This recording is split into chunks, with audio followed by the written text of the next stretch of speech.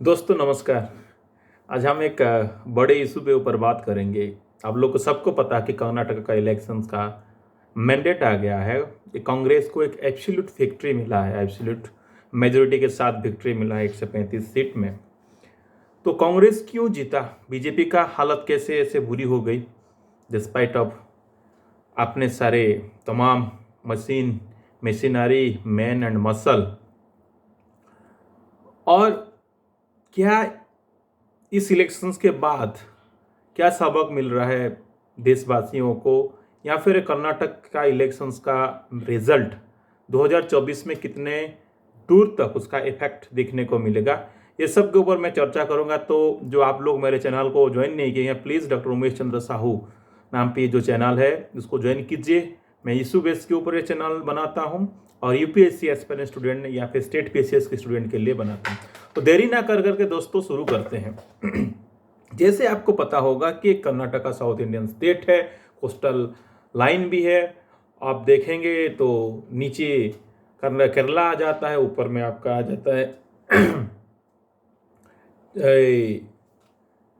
महाराष्ट्र के करीब है। तो एक जो डेमोग्राफी में उसके बता रहा हूँ 2011 के हिसाब से 6.25 करोड़ का पॉपुलेशन है यहाँ पे। ऑलमोस्ट 50% 9% मेल है, फीमेल 49.2% फीमेल है। जहाँ के कम रिलीजन के बात करेंगे तो हिंदू 84% है, मुसलमान 12.92, क्रिश्चियन 1.87 और अदर्स 1.2, मतलब ना के बराबर है। लेकिन जो कास्ट इक्वेशंस है, कास्ट के बात, हम जाति के बात पे जो बात करते हैं कि जैसे हम लोग इंडियन कास्ट सिस्टम में, हिंदू कास्ट सिस्टम में जो चार चौथा वाला सिस्टम या फिर 4 प्रकार का है, उसके ऊपर मैं फोकस करूंगा। तो भोकालिका कास्ट ग्रुप जो ये बहुत बताते हैं कि ओबीसी में आता है, कुछ ईडब्ल्यूएस में भी आता है, 80.29% है। खुरुबा, नैखंडा, गौड़ा, येडुरुप्पा, आदिखंडा, इस तरफ का डिफरेंट है। लेकिन उनमें से दोनों कास्ट जो ओबीसी और ईडब्ल्यूएस में ज़्यादातर के आते हैं, भोकालिका, लिंगायत।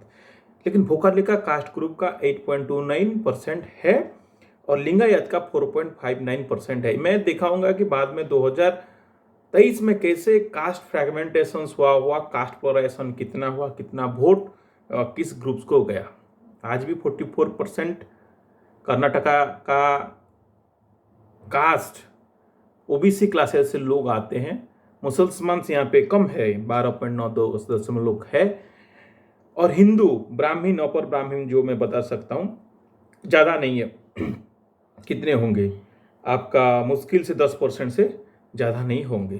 तो इस तरफ की जब हम बातें करते हैं तो देखते हैं तो कर्नाटक को हम डिफरेंट जोन में बांट देते हैं कि एक जो मुंबई से महाराष्ट्र सटका हुआ कर्नाटका को हम बोल रहे हैं मुंबई कर्नाटका, जो इस साइड से आंध्रा से सटका हुआ को हम बोल रहे हैं हैदराबाद कर्नाटका, जो कोस्टल बेल्ट में तो कोस्टल कर्नाटका, मैसूर बेस में मैसूर कर्नाटका, सेंट्रल बेल्ट में जो कर्नाटका था सेंट्रल कर्नाटका। तो सारे में बीजेपी का पकड़ जो मैसूर वाले में था या फिर कोस्टल में था, वो सब सीटें गिरे हैं।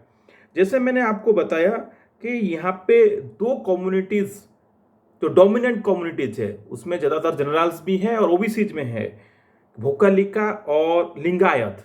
जो एदिना का एक लोकल कनाडा आपका न्यूज़ चैनल है, जिन्होंने एक सर्वे निकाला था, उन्होंने साफ बता दिया था कि 132 से 140 सीट मिलेगा क्या कांग्रेस को। लेकिन उस टाइम में जितना नेशनल चैनल्स हैं और नेशनल सर्वे आपका जितने जितने चैनल्स हैं नेशनल सर्वे में, उन लोग सब ठुकरा दिए, क्योंकि उनको टेकन फॉर ग्रांटेड ले जाते हैं कि दिल्ली में बैठ के तो हम नहीं बना सकते ना, कि मैं उड़ीसा में बैठ के नहीं बता सकता कर्नाटक का ग्राउंड रियलिटी कितना सही है, या फिर उतना एक्यूरेसी नहीं हो पाएगा। क्योंकि आप लोगों को पता है पूरे तमाम गोदी मीडिया एक पार्टी बीजेपी के तरफ है।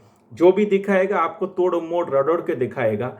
जैसे टाइम्स नाउ था, आज तक का भी था, उन लोगों ने कोई भी इतना क्लैरिटी में दिखा नहीं रही थी। वो सब डेटा को क्या करते हैं कि फैब्रिकेट करते हैं जानबूझ के कि कहीं कुछ चेंजेस आ जाए, लेकिन ऐसे हुआ नहीं। पोलराइजेशन भी बहुत हुआ। तो शुरू करते हैं दोस्तों। 2018 के इलेक्शंस का मैंडेट मैं बता दूं तो बीजेपी को 104 सीट मिला था, कांग्रेस को 80 मिला था और जेडीएस को 37। जेडीएस जो गौड़ा कम्युनिटी है, देवगौड़ा, जो फॉर्मर प्राइम मिनिस्टर थे, उनको ज़्यादा सीट नहीं मिल रहा था, फिर भी उन्होंने 2017 में जो 2018 के इलेक्शन में उनके सरकार में थे कांग्रेस के साथ। तो यहाँ पे येडियुरप्पा जी को बुलाए थे वहाँ का राज्यपाल ने, कांग्रेस चली येडियुरप्पा के अंडर चला आपका सरकार, लेकिन जो लिंगायत कम्युनिटी से, बड़ा एक डोमिनेंट कम्युनिटी से आते हैं, लेकिन बाद में जो करप्शन के चार्जेस में आने के बाद उनको निकाला गया और दूसरी आपका आगे वहाँ पे बीजेपी का ठीक 1-2 साल पहले ही चेंजेस हो गया था लीडरशिप, और बीजेपी में काफ़ी लास्ट मूवमेंट्स में फ्रेगमेंटेशन शुरू होना चल गया था बुमाई सरकार के ऊपर।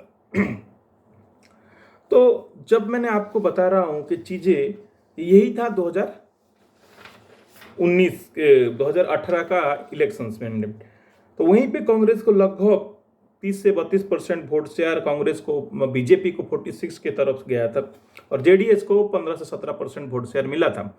लेकिन जब हम 2023 की लोकसभा लेजिस्लेटिव असेंबली कर्नाटका को बोले कि एक एब्सोल्यूट थंब विक्ट्री मिल गया, क्लियर कट मैंडेट, जो कि हम देख रहे हैं कि 1989 के बाद कोई पॉलिटिकल पार्टीज के पास एब्सोल्यूट मेजोरिटी नहीं था। वो कांग्रेस के पास था, ना जेडीएस के पास था, ना बीजेपी के पास था, अलायंस कर करके सब लोगों ने सरकार चला रहे थे। तो पहली बार 1989 के बाद 2023 में 135 सीट फाइनल जो आया है इलेक्शन कमीशन के द्वारा, और 43% ऑफ वोट शेयर ब्रेड किया है कांग्रेस पार्टी ने। 66 सीट्स को मिला बीजेपी को और 35% उसका सीट शेयर है, और जेडीएस को मिला था आपका 13% वोट्स, पिछले से गिर के शायद 24 के अंदर था, और दूसरे को मिला है आपका 4। तो ये तो था कि हम लोग पता चल गया कि एक बड़ा कास्ट पोलराइजेशन जो होने वाला था वो शायद बीजेपी को नहीं मिला। जो कोशिश किया गया था वहाँ पे मोदी जी जाके आपका पूरे मशीनरी गया था बीजेपी का सेंट्रल लेवल में, कुछ असर नहीं हुआ। तो क्यों नहीं हुआ उसके ऊपर हम चर्चा करेंगे। तो पहले मैं चर्चा करूंगा कि आपका कांग्रेस क्यों जीती वहां पे। पहली बात है कि जो वहां का नागरिक है, जो वहां का लोग हैं, उन्होंने एक डेवलपमेंट के इश्यूज पे वोट देना शुरू किया, करप्शन के इश्यूज पे, एम्प्लॉयमेंट के इश्यूज पे, और वो अयवार हैं और पॉलिटिकली राइट है, जो कि हिंदू बेल्ट के सिटीजन पोलराइज हो जाते हैं पार्टी पॉलिटिक्स में, एक आइडेंटिटी पॉलिटिक्स को, हिंदुत्व को नाम पे, या फिर हिंदू मुसलमान के बात हो, या फिर आपका भारत पाकिस्तान के नाम पे वोट देना शुरू कर जाते हैं। दूसरी चीज, सबसे महत्वपूर्ण चीज है कि कांग्रेस जो पिछले 20-30 साल में जो फ्रैगमेंटेड हुआ है, फ्रैगमेंटेशन था, उनके अंदर के अंदर जो प्रॉब्लम था, वहां पे ये सब देखने को नहीं मिला। कांग्रेस का जो पार्टी प्रेसिडेंट्स, पीसीसी प्रेसिडेंट लेकर district level president, block level president और यूथ, स्टूडेंट्स, वुमेन्स विंग, उनका सही से काम किया। एक बार कांग्रेस का सॉलिडारिटी था, तो एक unified and collective responsible Congress system वहाँ पे शुरू हुआ, उनका लीडरशिप। तो ये बहुत महत्वपूर्ण बात थी, यहाँ पे सही हुआ। ग्रास रूट लेवल में उन लोगों ने कैंपेन किए एंटी करप्शन के ऊपर, जो अदानी का इशूज था, जो बार बार राहुल जी ने बता रखे थे, या फिर जो वहाँ का सरकार जो 40% का करप्शन कर रहा है, वहाँ पे मिडिल क्लास और आपका कॉन्ट्रैक्चुअल क्लास, वो लोग थोड़ा बहुत एंटी हो गए थे बीजेपी के साथ। तो leadership like manager D K Shiv Kumar हो गए, सिद्धरामैया हो गए, ये लोग चीज़ जो है यहाँ पे मल्लिकार्जुन खड़गे साहब हो गए, और इनके साथ जोड़ के सोनिया गांधी, राहुल गांधी और आपका प्रियंका गांधी, इन लोगों ने वहाँ पे बैठे रहे पूरा 1-2 महीने से और पूरा स्ट्रेटेजी के साथ किए। तो सिद्धरामैया का मैं बात कर रहा हूँ कि वो ex president, ex chief minister रहे हैं, x form deputy chief minister भी रहे हैं। अभी उनके अंदर चल रहा है कि किसको बनाएं, तो इसको, इस माहौल को बनाए रखना पड़ेगा कांग्रेस को। तो ग्रास रूट लेवल में बहुत अच्छा उन्होंने काम किया, और काफ़ी नेता बीजेपी छोड़कर कांग्रेस आए, पहली बार देखने को मिला, क्योंकि वहाँ पे उनको टिकट्स नहीं मिला जो अपने कास्ट पोलराइजेशन को रोक सके। उसके बाद बहुत एक महत्वपूर्ण इशू हो गया था कि आपका सबने, सारे गोदी मीडिया जितने बड़े बड़े नेशनल चैनल्स हैं, सब ने टाँ टाँ फिस कर दिए थे राहुल गांधी की आपका भारत जोड़ो यात्रा को। शुरुआत तो कर्नाटका से ही किए थे। इतना इशू बड़ा था, देश को बचाने के लिए, हमारा देश का संविधान को बचाने के लिए, गणतंत्र को बचाने के लिए, जिस रेट में एक सरकार एक पेटी नेशनलिज्म नाम पे और पेटी आपका क्या बोलते हैं हिंदुत्व के नाम पे वोट बैंक क्रिएट कर रहा था, डेवलपमेंट के बात ही नहीं हो रही थी, तो उसके खिलाफ, अदानी के खिलाफ, करप्शन के खिलाफ, जो इन्फ्लेशन था, करप्शन हो रहा था, गैस दर बढ़ रहा था, आम आदमियों को मतलब सारे तेल हो गया, खाने का जो मायने रखता है, मौलिक जिसके खाने चाहिए, जो खाने के लिए जो चीज़ें, सरसों का तेल हो गया, दूसरे चीज आटा हो गया, चीनी हो गया, गेहूँ, इसके जो रेट बढ़ रहे थे उसके ऊपर क्या लाखों लोग वहाँ पे जोड़े थे। तो उसका असर यही जो शुरू हुआ कर्नाटका में, मैं बोलूँगा इसका एक असर था। सेकेंड चीज कि सबसे जो ब्लंडर हो गया बीजेपी को, जो एक गवर्नमेंट ने उसको जो नीरव मोदी के ऊपर जो टिप्पणी दी थी राहुल गांधी ने, उनको जो डिफेमेशन केस में उनका डिस्क्वालिफिकेशन कर दिया मेंबरशिप और उनको घर छीन ले गया, तो वो बुमेरंग हो गया। उसको ध्यान समझ के एथिकली कुछ दिखा के उनको टाइम देना था, जो नहीं किया बीजेपी का, ये सबसे और एक बड़ा गलती था। चौथा कि लोकल इश्यूज पे कांग्रेस बहुत खड़ा हुआ।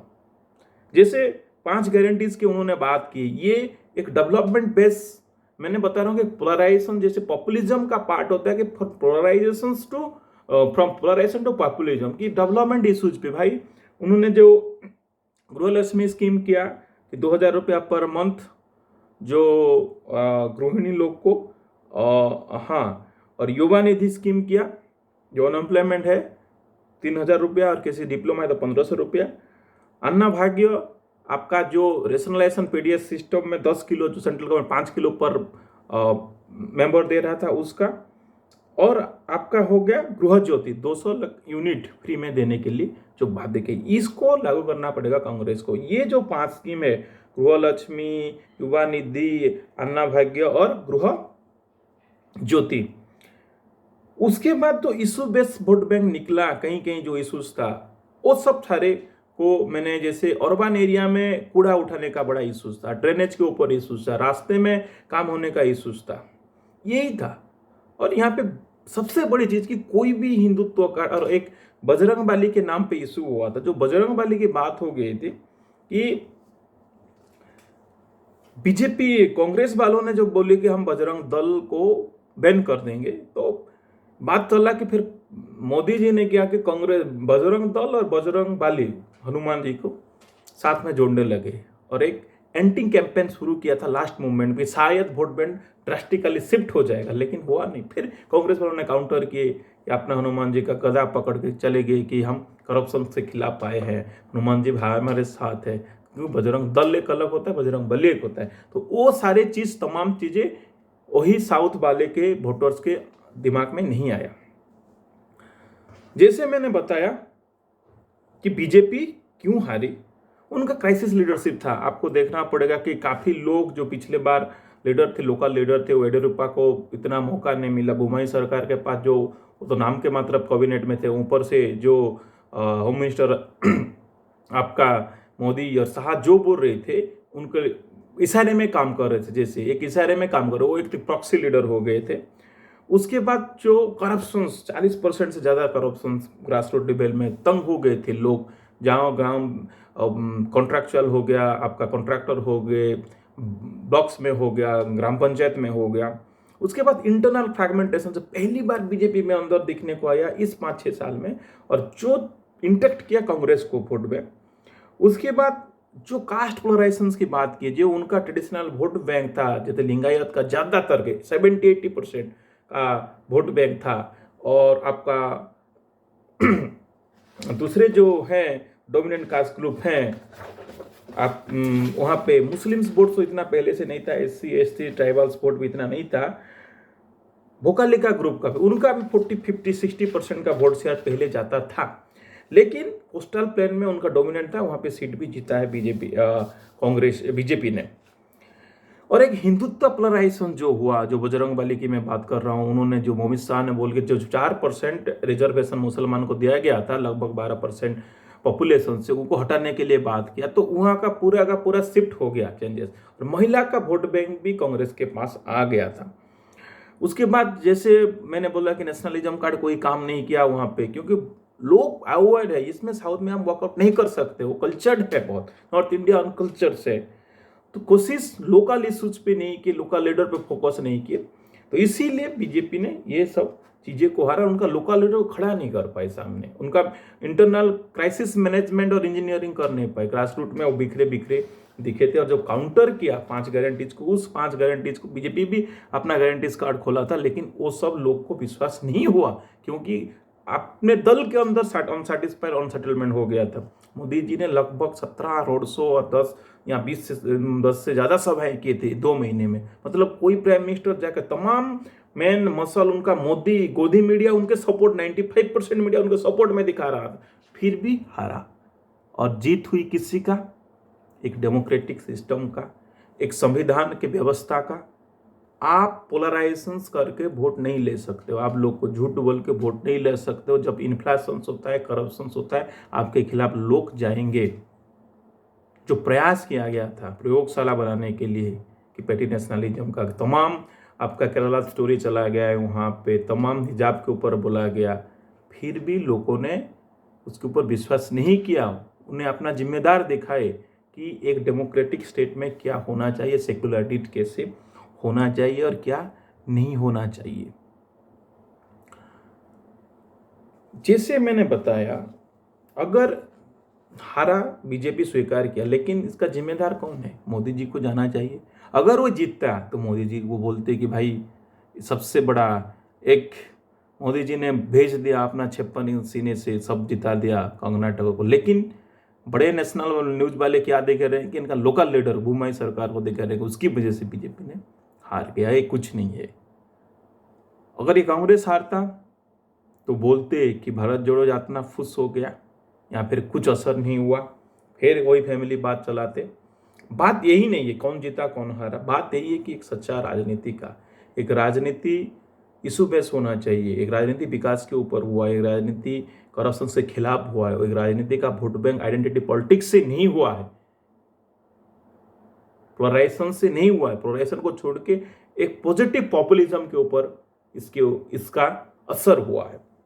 तो कंक्लूजन में यही ड्रॉ करना चाहूंगा कि ये, जैसे मैंने बताया कि तमाम ईडी, सीबीआई, गोदी मीडिया, पब्लिकेशन, पोलराइजेशन के बाद भी बीजेपी ने हारा, या फिर बीजेपी को हरा सकता है अगर आप यूनाइटेड होकर लड़े कोई भी अच्छे ओपोजिशन तो। सेकेंड कि मोदी जी को सोचना चाहिए, अब हिंदुत्व और हिंदू आइडियोलॉजी और नेशनलिज्म काम नहीं आने वाला है, आपको काम करना पड़ेगा। जैसे मैंने बताया 21st century belongs to doorstep governance, populism को सक्सेसफुल कन्वर्ट करना पड़ेगा। ये नेशनलिस्ट पॉपुलिज्म का पोलराइजेशन काम नहीं करेगा। थर्ड, जो कांग्रेस या फिर ऑपोजिशन, यहाँ पे जो लोग सोच रहे हैं कि हमने कर्नाटक जीत लिया तो मोदी जी का पॉपुलैरिटी को घटा, ये नहीं घटा है। पॉपुलैरिटी मोदी जी का प्लेटफॉर्म, तो थोड़े बस तुम पॉपुलैरिटी इतना है कि जो नीचे अभी से जमीन से ऊपर आए हो उनके साथ बराबर की बहुत दूर है। आपको यही माहौल बनाना पड़ेगा, एक स्ट्रक्चर्स जो कांग्रेस ने गारंटी दिया उसको इम्प्लीमेंट करना पड़ेगा, जो जो बातें किया है वोटर्स को देना पड़ेगा, तो शायद उनके ऊपर मोदी जी का पॉपुलैरिटीज है, या फिर हिंदुत्व वोट बैंक है, या फिर आपका नेशनलिज्म के वोट्स बैंक को इतना आसान नहीं है उसको घटाना। और क्या सबक मिला है यहाँ पे ऑपोजिशंस को? ऑपोजिशंस यूनाइटेड होकर लड़े। जैसे जैसे कुछ स्टेट्स में जहाँ पे बीजेपी कांग्रेस का स्ट्रांग होल्ड है, तो कांग्रेस खुद अपना इंटरनल क्राइसिस को सही तरफ से मैनेज करे तो वहीं पे चेक दे सकता है। और जहाँ पे रीजनल पार्टी स्ट्रांग है, जैसे उड़ीसा में, छत्तीसगढ़ में, झारखंड में, आपका आंध्रा में, तेलंगाना में, वहाँ पे उनको प्रयास करने के लिए दे, वो ज़्यादा छेड़खानी मत करे तो इनको हरा सकता है। तो मैंने जितना कारण था बता दिया, क्या कंक्लूजन ड्रॉ किया बता दिया, और इसका जो पॉलिटिकल एकोमोडेशंस है, जो मैं एक टेक्निकली 4-5 चीज़ें बताना चाह रहा हूँ वहाँ पे कि जो बीजेपी का पोलराइजेशन पॉलिटिक्स के ऊपर हिंदुत्व वोट को पॉलिटिक्स ऑफ एकोमोडेशन बोलते हैं, वो एकोमोडेट हो नहीं पाया। यहाँ पे कांग्रेस का एकोमोडेशन हुआ, उनका 5 guarantee scheme development based issue पे पॉलिटिकल वोट बैंक एकोमोडेट हुआ, उसको लेजिटिमाइज हुआ, वो कन्वर्ट तब्दील में हुआ। आपका जो प्रयास था बार बार इसको हटाने को, उसको डराने को, धमकाने को, एग्रेशन पॉलिटिक्स का, उसका हार हुआ है। तो politics of development issues emerging हो रहा है। तो मैंने ये सारी चीज़ें डिफरेंट सोर्सेज से कलेक्ट किया, डिफरेंट इंटेलेक्चुअल से बातें करके कलेक्ट किया। शायद इसमें और कहीं रीजन रेशनले हो सकते हैं, लेकिन बड़े तौर पे यहाँ पे ये आया, सबक मिला है कि इस देश को और लोगों को भी दूसरे कर्नाटका के यहाँ पे साउथ को छोड़ के कि किस तरफ का वोट बैंक क्रिएट होना चाहिए, किस तरफ का पार्टी पॉलिटिक्स होना चाहिए। डिस्पाइट ऑफ पोलराइजेशन एक डेवलपमेंट और एक विकास, एक इशू और एक अच्छी नियत वाली सरकार को, काम करने वाली सरकार को वोट देना चाहिए। Thank you so much for watching my video. आप लोग ज्वाइन कीजिए और सब्सक्राइब कीजिए मेरे चैनल को, फिर मैं इस तरह का वीडियोज आपके पास ले आऊँ।